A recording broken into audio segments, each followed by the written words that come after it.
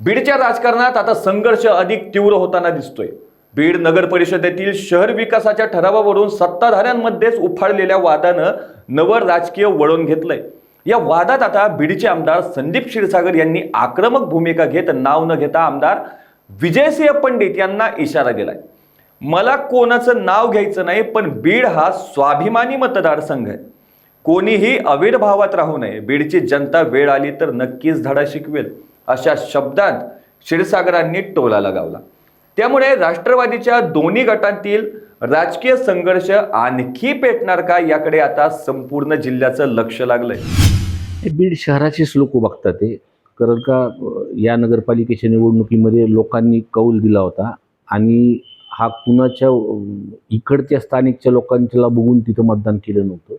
दादा हे पालकमंत्री होते आणि दादांनी नगरपालिका आणण्यासाठी इथं दोन सभा घेतल्या।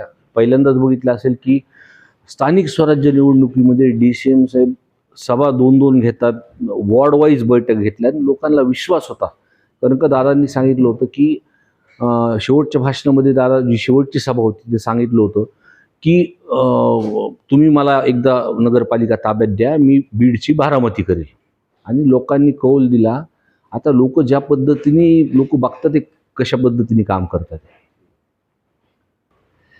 मी तुम्हाला सांगितलं मला कुणाचं नाव घ्यायचं नाही, पण हा विषय दादांचा इंटरेस्ट बीड नगरपालिका, दादा हे पालकमंत्री होते आणि दादांना मी जेव्हा पण बघायचो की दादांचे सोबत काम करणारे जे पी होते ते दादा म्हणायचे दिवसातून एकदा तरी बीडचा विषय निघायचा। आणि तो वेग जो दादांनी घेतला होता, आता आम्हाला सगळ्यांना अपेक्षा आहे की सुनेत्रा वहिनीच्या माध्यमातून जे जे काही दादांनी शब्द दिले होते त्या पद्धतीने त्यांनी मार्गी लावा, असा विषय।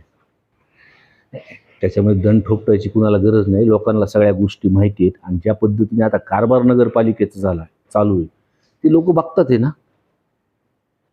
नाही चालला नाही, आम्ही तर दादांना बघून बिनशर्त पाठिंबा दिला होता की दादाच्या माध्यमातून चांगले तिथं का, आम्ही कोणत्याही पद्धतीचं राजकारण तिथं आणलं नाही। आता बिनशर्त पाठिंबा देऊन सुद्धा तुमच्यात जमत नसत तर मग लोक आता ते बघतात आहे ना। नाही कमी म्हणजे मला वाटतं 6-7 महिने झालेत आणि ज्या पद्धतीने कारभार चालू आहे तर तिथं कुठंतरी बदल व्हायला पाहिजे, तिथं लक्ष त्यांच्या पक्ष नेतृत्वाने दिलं पाहिजे। आमच्यासारखे लोक तर विकास कामासाठी विरोधी जरी बाकावर जरी असलो तर आम्ही तिथं विकास कामासाठी सोबत येऊ। आम्ही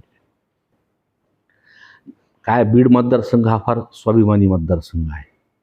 बीड मतदारसंघाला हे सगळं कळतं की कोण कशा पद्धतीने पाठपुरावा करतंय आणि आविर्भावात वागणाऱ्या लोकांना हा स्वाभिमानी मतदारसंघ निश्चितपणे दाखवून देईल।